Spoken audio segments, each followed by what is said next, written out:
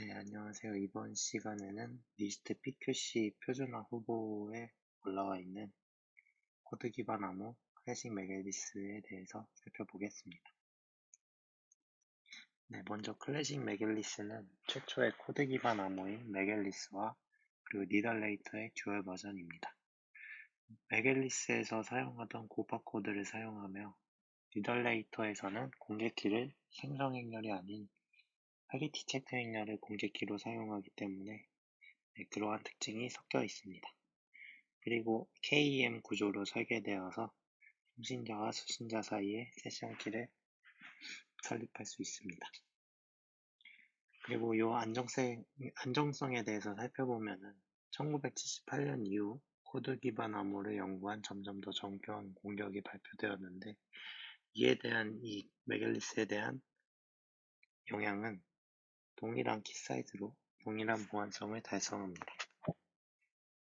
네, 왼쪽에 보시면은 25개의 공격이 이렇게 있는데 이러한 공격이 와도 아무 효과가 없었습니다.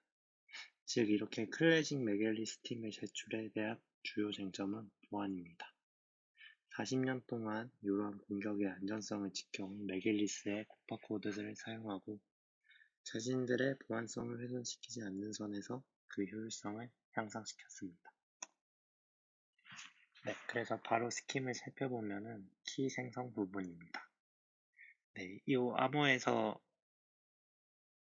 연산 속도를 봐도 키 생성에 제일 오랜 시간이 소요되는 만큼 키 생성이 제일 복잡합니다.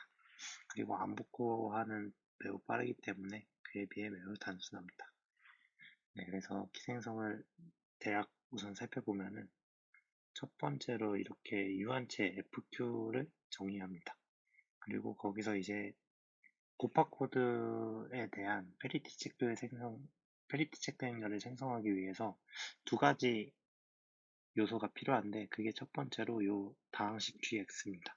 그래서 T차 다항식 GX를 뽑아내는 과정이 첫 번째에 들어가고 두 번째에는 정의했던 유한체에서 랜덤한 그 유한체 원소들을 N개 뽑아줍니다. 이 두 개가 있으면 이제 이 3, 4번을 통해서 페리티 체크 행렬을 뽑아낼 수 있는데 이 다항식과 원소들을 통해서 페리티 체크 행렬의 요소들을 정의해 줄 수 있습니다. 그리고 3번으로 이렇게 페리티 체크 행렬을 정의해 주었으면은 4번에서 그 요소들을 비트로 다시 전환함으로써 바이너리의 페리티 체크 행렬을 얻을 수 있습니다.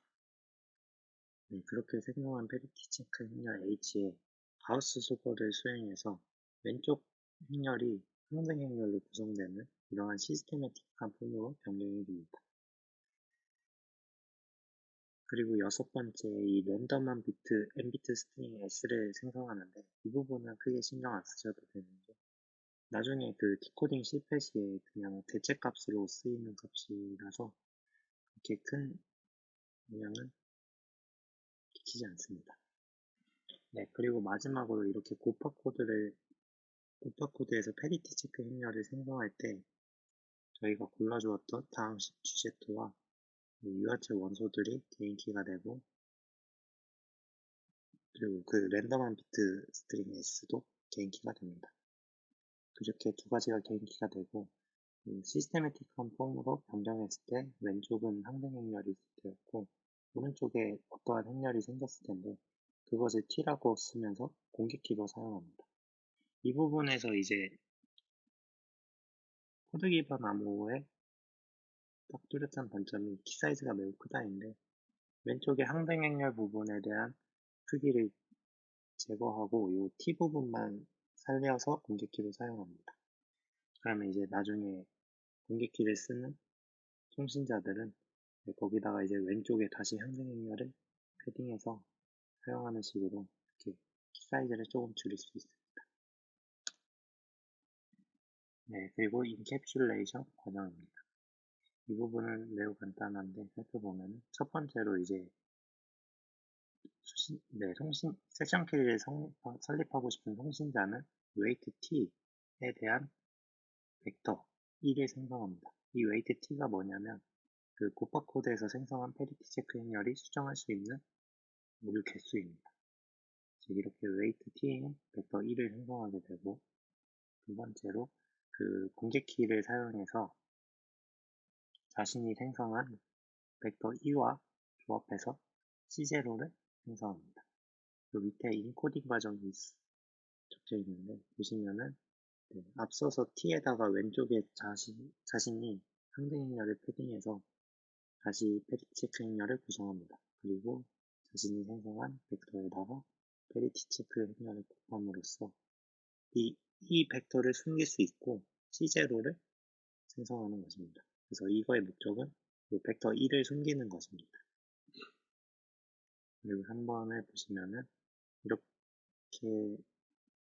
그 자신의 1은 숨겼고 해시를 통해서 C1을 하나 더 생성해 줍니다. 해시를 보면은 인풋 값으로 2와 자신이 생성했던 벡터 1을 인풋으로 넣음으로써 나오는 결과값을 C1으로 사용합니다.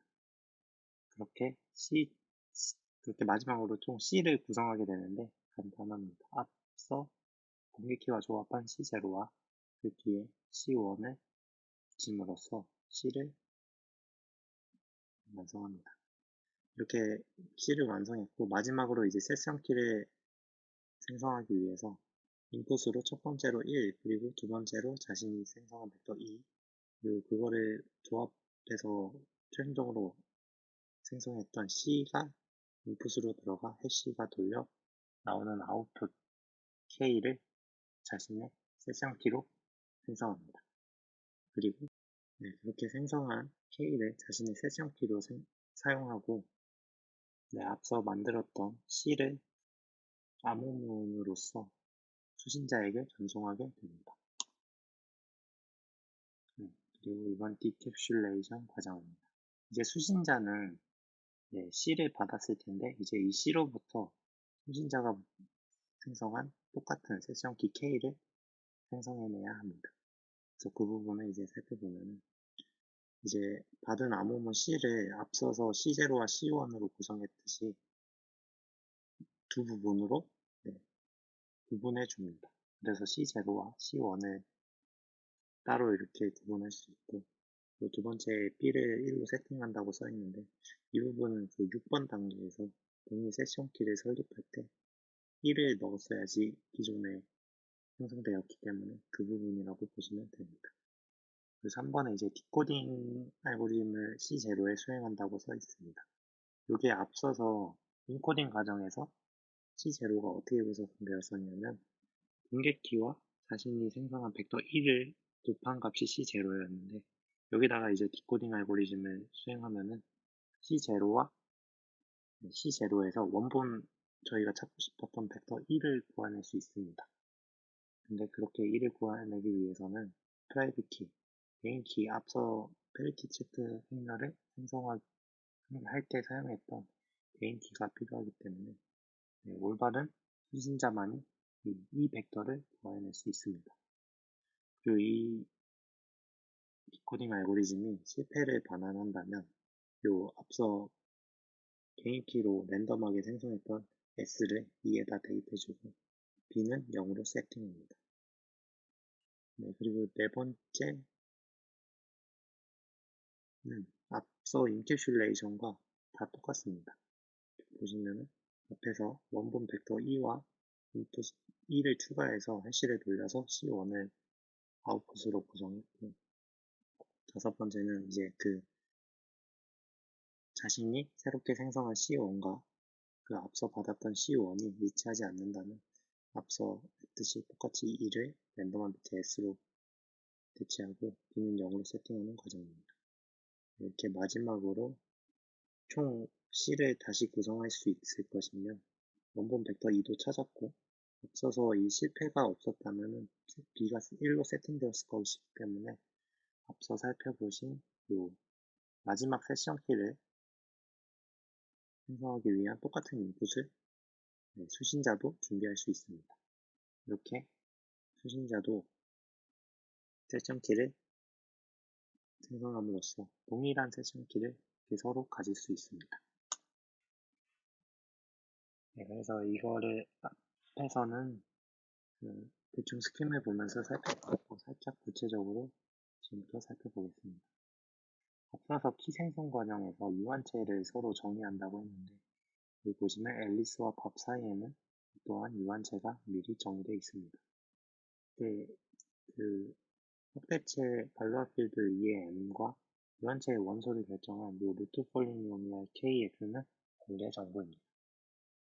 그래서 예를 들어서 이걸 어떻게 유한체를 정의하나 살펴보도록 하겠습니다. 앞서서 발로하필드 2의 4승이 우선 이게 이렇게 정해져 있을 때 저희는 이제 2의 4승계의 유한계의 원소를 찾기 위해서 요 x의 15승은 1을 만족하는 더 이상 인수분해가 되지 않는 다항식을 찾아야 됩니다. 이렇게 보시면은 요 왼쪽식을 오른쪽식으로 인수분해할 수 있고 여기서 이제 유한체 원소를 결정하기 위한 루트 다항식 kx를 선택해 줘야 합니다. 이 부분에서 요 x 4제곱 더하기 x 플러스 1을 보는 상태이고 저희는 즉 요 아래의 최종식의 유한체의 원소를 아래의 유한체를 정의하는 것입니다. 그래서 살펴보면은 앞서서 x 4제곱 더하기 x 세제곱 플러스 1을 루트 다항식으로 결정했기 때문에 이제 요거에 대한 다항식에 x 대신 베타로 부르도록 하겠습니다. 그래서 이제 베타 4제곱은 베타 세제곱 더하기 1이라는 다항식을 사용해서 다음 유한체 원소들을 찾아낼 수 있습니다. 네, 보시면 과정은 이렇습니다. 베타 1부터 베타 세제곱까지는 그냥 자기 자신 그대로 쓰지만 우리가 앞서서 루트 다항식을 베타 4제곱은 베타 세제곱 플러스 1로 정의했기 때문에 베타 4제곱을 다음과 같이 베타 세제곱 플러스 1로 사용합니다. 그리고 이제 베타 5제곱을 구해야 되면은 저희는 이제 베타 4제곱에 베타를 곱하면 됩니다. 근데 베타 4제곱은 베타 세제곱 플러스 1이었고 이거랑 베타를 곱하면 아래에 베타 4제곱 플러스 베타가 나옵니다. 그리고 또 베타 4제곱은 앞서서 베타 세제곱 플러스 1이었기 때문에 다음과 같이 이제 베타 5제곱을 1 플러스 베타 세제곱으로 정의할 수 있습니다. 이렇게 베타 14까지 이렇게 14승까지 이런 식으로 1 베타 제곱, 베타 세제곱으로 구성되는 이런 식으로 구성한다면 왼쪽과 같이 순환 구조의 유한체 원소들을 형성할 수 있습니다.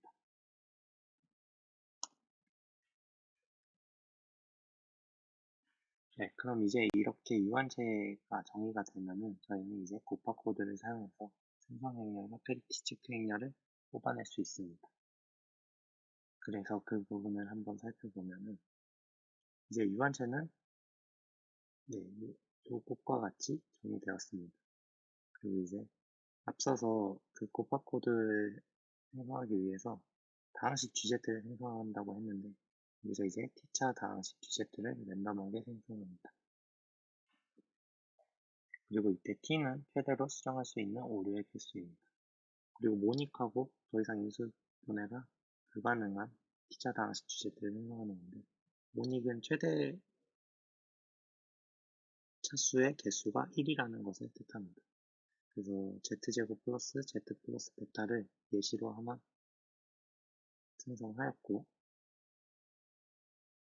그리고 이제 하나 더 뽑았어야 되는 게 있었는데 유한체의 원소들을 랜덤하게 n개의 원소를 순서대로 선택해서 개인키 부분이 되는 서브셋 라지 L을 구성해야 합니다. 그래서 살펴보시면은 저희는 이제 n개를 뽑아야 했기 때문에 다음과 같이 유한체의 원소들을 전부 선택하는 과정이 수행됩니다. 이렇게 다항식 GZ와 서브셋 라지 L을 정의하고 나면은 이제 페리티 체크 행렬을 그에 따라서 생성할 수 있습니다. 다음과 같이 생성되는데 이 다항식은 앞서서 그 키 제너레이션에서 적혀 있던 그 곱합 코드에 대해서 페리티 체크 행렬을 생성하는 다항식 부분입니다. 그래서 이 다항식에 맞춰서 저희가 정한 GZ와 요소들, 알파들을 대입하면은 페리티 체크 행렬 H를 뽑아낼 수 있습니다. 그래서 이 부분을 전부 해볼 수는 없고 맨 앞부분만 하나 해보겠습니다. 네, 그래서 보면은 네, 저희가 생성한 GZ는 Z제곱 플러스 Z 플러스 베타였고 또 G0가 이 상수가 되는 거고 G1은 Z1자에 대한 개수 그리고 G2는 Z 제곱에 대한 개수이기 때문에 G0는 베타, G1은 1, G2는 1이 됩니다. 네, 그래서 이 식부분에 대입해 보면은 G2 곱하기 알파 1 더하기 G1인데 G2 곱하기 알파 1은 알파 1이 0이기 때문에 0으로 되고 G1은 앞서서 1이었기 때문에 0 더하기 1에서 G 알파 1을 나눈 값이 이 첫 번째 요소가 되는 것입니다. 근데 알파 1은 0이기 때문에 즉 여기 보시면은 G0에 대한 인버스가 요소값이 될 거고 G0는 Z에 제로가 들어가기 때문에 베타에 대한 인버스입니다. 그리고 이 베타에 대한 인버스 1은 유한체상에서 베타 14이기 때문에 첫 번째 요소가 이 아래와 같이 베타 14로 정의되는 것을 알 수 있습니다. 이런 식으로 모든 요소들에 대해서 베타 값을 구하게 되면 이러한 페리티 체크 인열 H를 구할 수 있고 저희는 이것을 또 바이너리로 바꿔줘야 되는데 그 부분이 이 부분입니다. 그래서 이거를 어떤 식으로 바꾸나 살펴보면 유한체상에서 베타 14는 다음과 같이 베타 제곱 더하기 베타 세제곱이기 때문에 0011로 치환됩니다. 그래서 이런 식으로 앞서 생성한 베타들에 대한 요소를 최종적으로 아래에 바이너리 행렬로 구성할 수 있습니다. 네, 그리고 이렇게 생성한 페리티 체크 행렬 H에 대해서 가우스 소거를 수행합니다. 그래서 이 부분은 스킵되어 있는데 아웃풋만 보시면 왼쪽이 아이덴티티 행렬, 항등 행렬로 구성된 시스테매틱한 폼으로 변환할 수 있습니다. 그리고 이 부분에서 이제 이 아이덴티티 행렬은 자르고 오른쪽의 행렬, T라고 부르는 이 행렬만을 공개키로 사용해서 T 사이즈를 감소할 수 있습니다. 네, 그래서 이 T를 공개키로 사용한다고 말씀드렸고 답은 이제 랜덤하게 n비트 벡터 S를 생성합니다. 이렇게 S를 0으로 구성된 S를 생성해 보았고 이 앞에서 말씀드렸다시피 이 S는 디캡슐레이션에서 이 디코딩 실패 시 이 S값을 대입시키는 용도로 사용됩니다. 그리고 개인 키는 이제 페리티 체크 행렬을 생성할 때 사용했던 다항식 GZ와 유한체 원소들이 개인 키가 됩니다. 그리고 앞서 말한 벡터 S도 개인 키가 됩니다. 그래서 최종적으로 보시면은 벡터 S가 개인 키 되고 앞서 선택한 GZ, Z제곱 플러스 Z 플러스 베타도 자신의 개인 키, 그리고 마지막으로 이 유한체 원소들, 서브셋 라지 L도 개인 키가 됩니다.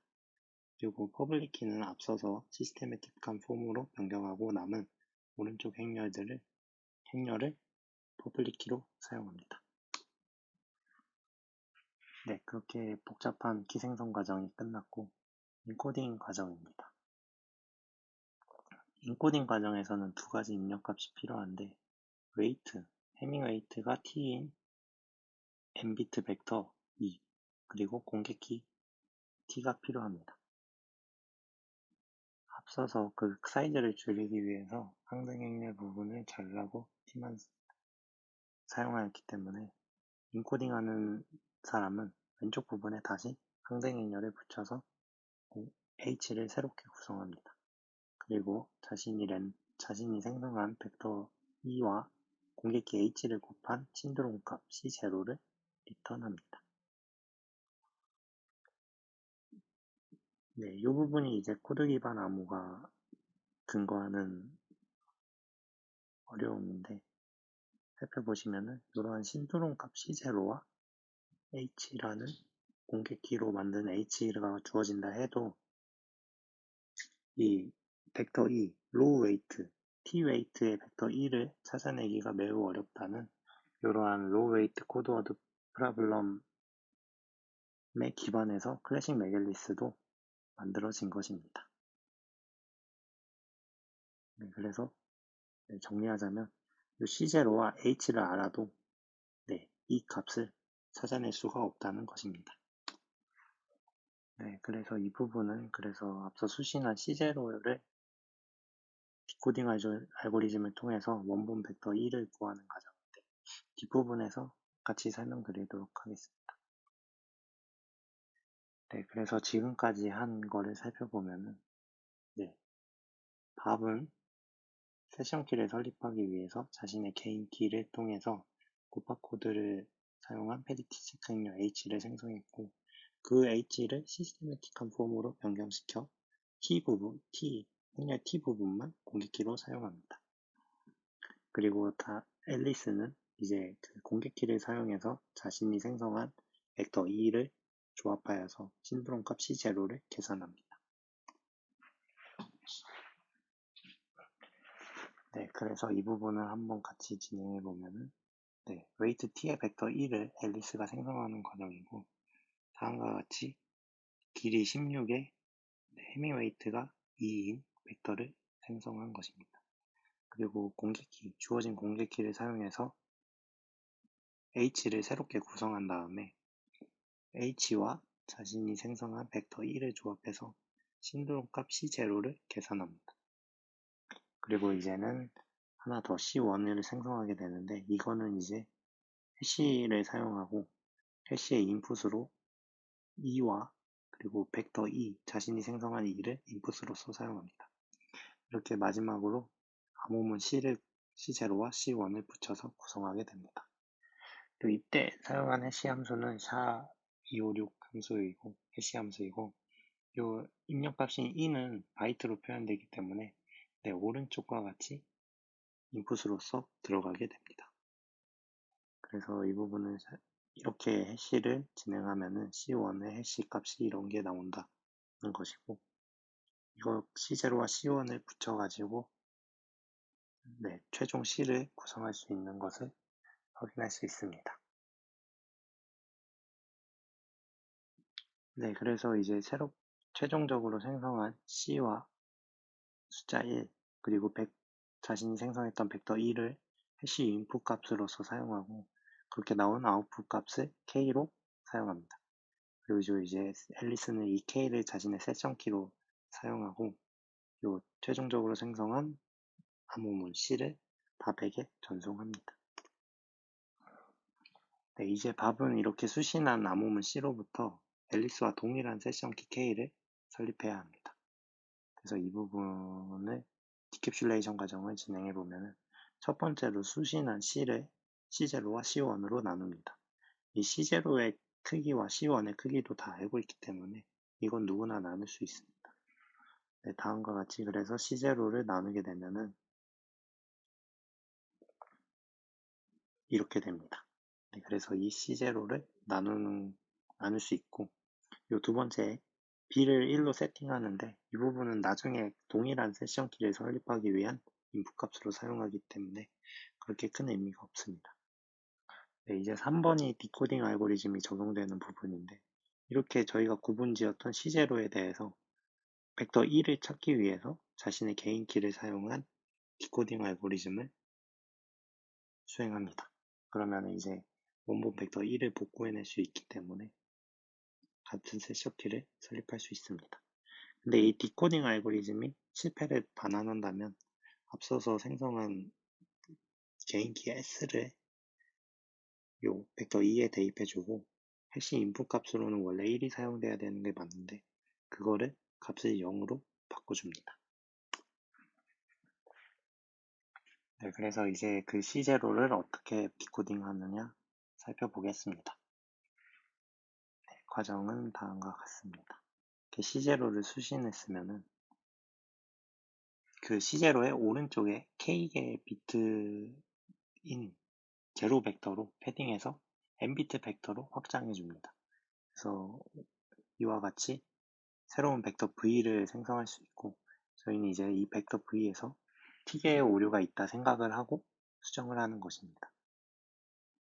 그래서 이 부분이 뭐냐면 해당 고파 코드의 원본 코드워드 그룹들이 있는데 그 중에 C가 있는데 그 페리티 체크 행렬과 그 원본 코드워드를 곱했을 때 나오는 값은 신드롬 값이 0입니다. 근데 이제 요 벡터 V를 원본 신드롬 코드워드에서 두 자리 비트가 오류가 생긴 벡터라고 가정을 하고 오류 수정을 진행하는 것입니다.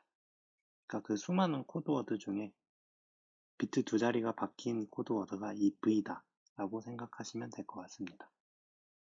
네, 이제 그래서 고파 코드의 특성을 사용해서 오류 수정을 진행하는데 이 오류 수정 핵심 방정식 요 식을 품으로써 오류 수정이 가능합니다. 그리고 이거에 대해서 지금 구체적인 설명을 할 수는 없는 상황이기 때문에 네, 그냥 어떤 식으로 수정이 되는지만 살펴보도록 하겠습니다. 네, 그래서 우선 시작하면은 키 생성 시에 고파 코드로 생성한 페리티 체크 행렬 H를 사용해서 벡터 V의 신드롬 값을 계산합니다. 그래서 보시면은 이제 벡터 V를 살펴보면은 요 1인 자리가 앞에 두 자리밖에 없었는데 그러면 이제 페리티 체크 행렬 H의 부분에서 요 두 부분만 사용하는 것입니다. 그래서 덧셈을 진행하면 이 윗부분이 상수항, 이 아랫부분은 Z의 1차에 대한 값이라서 Z1차는 베타14 더하기 베타14로 사라지고 남는 것은 신드롬 값은 베타14만 남습니다. 그리고 이게 신드롬 값이 되는 거고 요 핵심 방정식을 풀기 위해서 요 시그마 Z가 필요한데 이거는 오류 위치 다항식입니다. 그래서 저희는 T 총 2개의 오류를 수정할 수 있기 때문에 Z 플러스 첫 번째 오류 위치인 시그마 1, 세타 1, 그리고 Z 더하기 두 번째 오류 위치인 세타 2를 오류 위치 다항식으로 정의합니다. 그리고 마지막으로 이 오메가 Z는 오류 값입니다. 근데 바이너리이기 때문에 이 오류 값은 당연히 1입니다. 그래서 이 식을 한번 풀어보면은 앞서서 신드롬 값과 이 세타 Z 그리고 오류 값 1에 대한 모듈러 GZ 이 다항식을 풀면서 오류 위치를 찾을 수 있는데 네, 찾아보도록 하겠습니다. 수행 과정에 이제 이 베타 14Z 제곱을 없애주기 위해서 저희가 베타 14 곱하기 요 GZ가 Z제곱 플러스 Z 플러스 베타였습니다. 그러니까 베타 14 곱하기 Z제곱 더하기 Z 더하기 베타를 더해줍니다.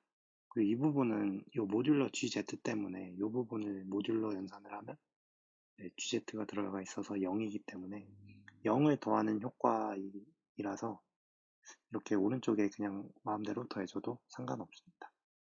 그래서 보시면은 베타 14Z 제곱이 더해지기 때문에 요 Z 제곱은 사라지고 요 Z 1차 식에 대한 값만 베타 14Z가 더해지기 때문에 이런 식으로 바뀌고 상수항에는 이제 베타 15가 더해집니다. 네, 그리고 이제 베타 15는 이제 유한체에서 1로 다뤄지기 때문에 요 식이 성립하려면 이제 세타 1 곱하기 세타 2가 0이 돼야 되고 요 가로 안에 있는 부분도 0이 돼야 합니다. 그러므로 세타 1 더하기 세타 2는 1로 구성돼야 되고 요거를 최종적으로 풀면 세타 1은 0, 세타 2는 1로서 첫 번째 자리와 두 번째 자리가 그 오류 위치구나 라는 것을 알 수 있습니다. 그래서 보시면은 V에 대한 오류 수정을 진행해서 원본 코드워드 C를 복구할 수 있는 것입니다. 근데 아직 벡터 1을 구하는 과정이 안 나왔는데 그 부분을 살펴보도록 하겠습니다. 네, 그래서 앞서 진행했던 것 같은 오류 수정을 해서 V에서 원본 벡터 C를 구하는 이유는 다음과 같습니다. 네, 이 디코딩 알고리즘을 사용해서 아래식으로 간단하게 복구가 가능하기 때문입니다. 그래서 결론부터 말씀드리면은 이 벡터 2를 저희가 새롭게 그 제로를 오른쪽에 패딩한 V와 그에 대한 오류 수정을 진행한 C를 더함으로써 1을 획득할 수 있는데 그 부분을 살펴보겠습니다. 네, 그래서 이 2는 V 더하기 C에 대해서 페리티 체크 행렬을 양변에 이렇게 곱해주면은 다음과 같습니다.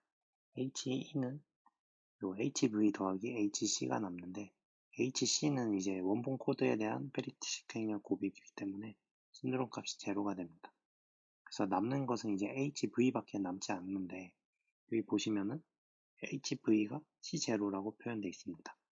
그래서 보시면 HV가 왜 C0인지 살펴보면은, 앞서서 저희가 페리티 체크 행렬을 이렇게 왼쪽이 항등 행렬로 구성되는 시스테매틱한 폼으로 변경해 줬기 때문에, 요 페리티 체크 행렬 H에다가 저희가 새롭게 구한 벡터 V를 곱하게 되면은, 이 부분이 보시면 요 T 부분에는 제로로 패딩되기 때문에 요 값은 이제 다 0으로 구성됩니다. t와 이 부분이 곱해진 부분은 다 0으로 구성되고, 벡터 v는 앞자리는 c0였기 때문에 c0는 그대로 아이덴티티 행렬과 곱해지기 때문에 이 h와 v에 대한 곱은 c0입니다. 그래서 이제 보시면은 이제 hv 플러스 c에 대해서 페리티 체크 행렬 h를 곱하면 hv만 남는다는 걸 알 수 있었고, 이 hv는 이러한 형태로 t0의 값을 도출합니다. 그래서 이제 최종적으로 v 더하기 c는 저희가 찾고 싶었던 2라는 것을 알 수 있고, 네, 마지막으로 이 c는 v에 대한 오류 수정으로 딱 두 개의 비트, t개의 비트만 수정되었기 때문에 v 더하기 c의 해밍 웨이트는 t, 즉 2입니다.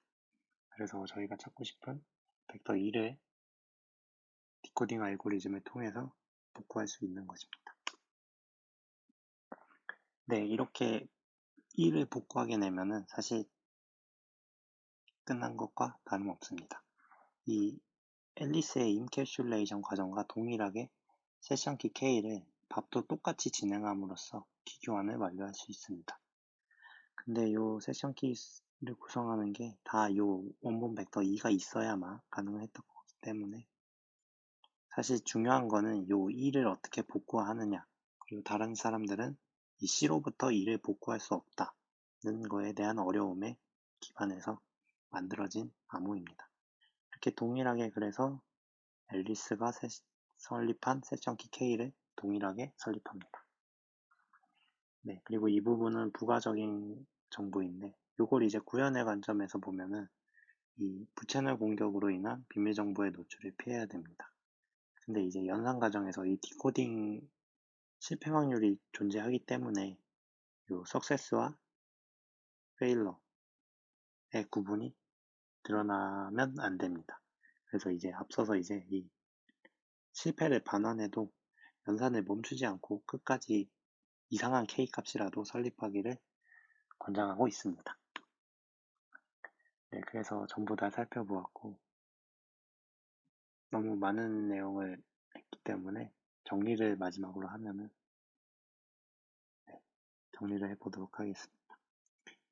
이제 답은 이제 그 페리티 체크 행렬 H를 생성하기 위한 다항식 GZ 그리고 서브셋 요소들 알파들을 구성했고, 실패 시에 다른 S 값을 대입하는 그러한 랜덤한 비트 S를 자신의 개인 키로 가지고 있습니다. 그리고 퍼블릭 키는 이제 자신의 개인 키 GZ와 알파들로 생성한 페리티 체크 행렬을 시스테매틱한 폼으로 변경해서, 네, 아이덴티티 행렬을 제외한 오른쪽 T 행렬을 퍼블릭 키로 사용합니다. 그리고 이제 앨리스는 이 퍼블릭 키를 사용하는데 우선 랜덤한 벡터 1을 생성합니다.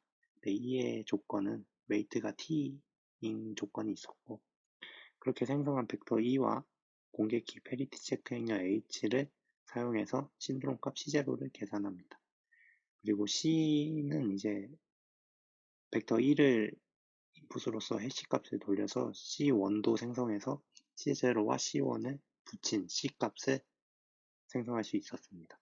이렇게 최종적으로 다음과 같은 인풋으로 자신의 세션 키는 설립하고, 자신이 생성한 C1을 이용한 C0 더하기 C1, 그래서 총 C를 이제 밥한테 보내게 되고, 밥은 이제 그 C로부터 C0와 C1을 구분해서 C0에 대해서 디코딩 알고리즘을 수행해서 요 플레인 텍스트 벡터 2를 복구할 수 있습니다. 그래서 앨리스가 수행한 것과 같이 똑같이 세션키를 설립할 수 있다는 것입니다. 그래서 여기서 핵심은 요 C0는 H 곱하기 2인데 이 부분입니다. C0만 알고서 C0와 H만 알고서는 요 2를 알 수 없다는 것이고, 밥은 이러한 개인키가 있기 때문에 요 신드롬 방정식에 대한 디코딩 알고리즘을 수행해서 원본 벡터 2를 구할 수 있다는 것입니다. 네, 감사합니다.